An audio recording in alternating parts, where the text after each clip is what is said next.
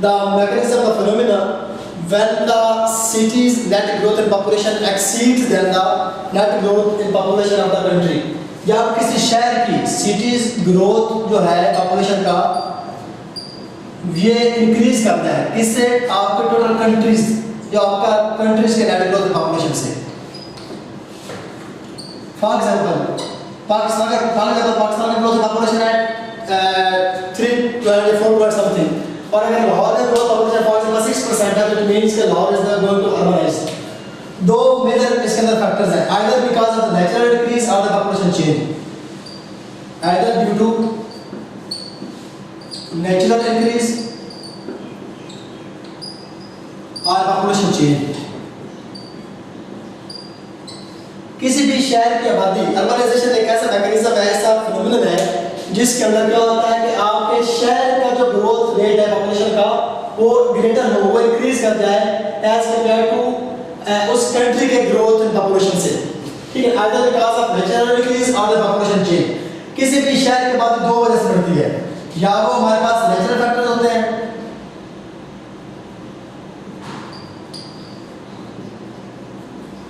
या वो हमारे पास एंथ्रोपोजेनिक फैक्टर्स होते हैं। जब हम नेचुरल फैक्टर्स की बात करें तो ये बर्थ रेट और डेथ रेट आ जाता है,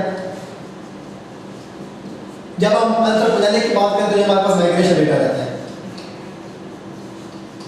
क्योंकि इन दोनों हवालों से किसी भी शहर की जो आबादी है वो बढ़ रही होती है। ठीक है, या नेचुरल इंक्रीज होता है शहर का, अपनी जो इंडिजिनस पॉपुलेशन है वो ग्रो कर रही है, या फिर लोग जो है दूसरे शहरों से या दूसरे देहाती इलाकों से लोग जो है वो शहर ग्रो कर लेते हैं, तो इस वजह से हमारे पास जो शहर की आबादी वो ग्रो करती है। फैक्टर्स क्या है अर्बनाइजेशन के?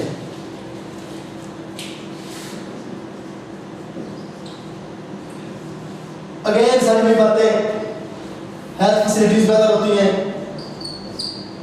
एजुकेशन फैसिलिटीज बेहतर होती हैं, एम्प्लॉयमेंट ज़्यादा अच्छी होती है।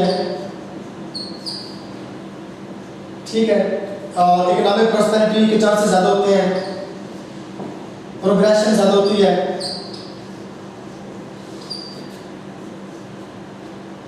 बेटर सैनिटेशन होती है,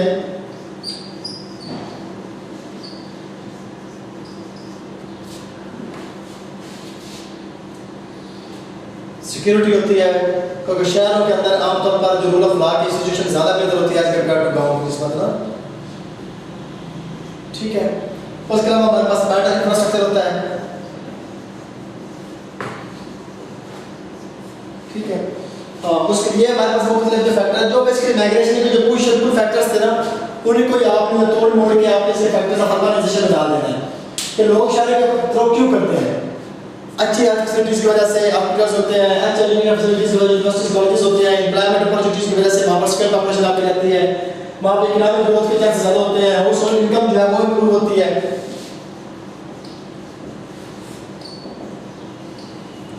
ठीक है ना, प्रोग्रेशन आपके जो कैरियर प्रोग्रेशन है उसके चांस ज़्यादा होते हैं, बेटर सैनिटेशन होती है, सिक्योरिटी बेहतर होती है, इंफ्रास्ट्रक्चर बेहतर होता है, हाउस होल्ड इनकम ज़्यादा होती है। ठीक है, तो ये सारी चीज़ें जो है बेसिकली हमारे पास अर्बनाइजेशन के फैक्टर्स रहते हैं।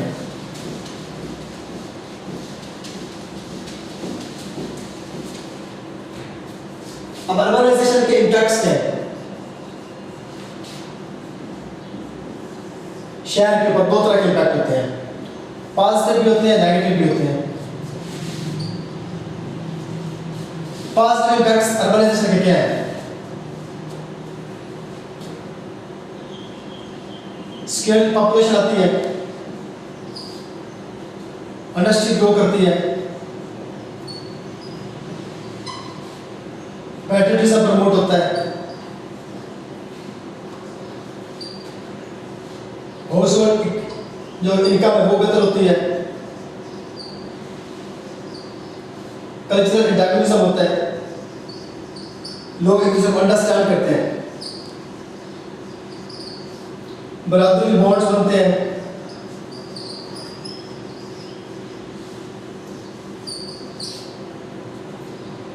एम्प्लॉयमेंट जनरेट होती है।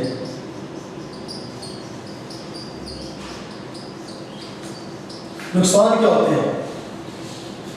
अनएम्प्लॉयमेंट स्प्रेड करती है हमारे पास इंडिजिनस पॉपुलेशन में, कल्चरल और एथनिक कॉन्फ्लिक्ट्स राइज होते हैं, पोल्यूशन होती है, एयर पोल्यूशन, लैंड पोल्यूशन, ये वो, रिसोर्स और आबादी में जो बैलेंस है वो डिस्टर्ब होता है,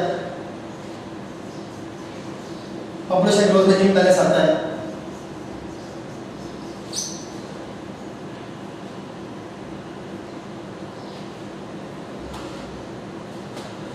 सिटी में जो क्राइम रेट है वो इंक्रीज करता है।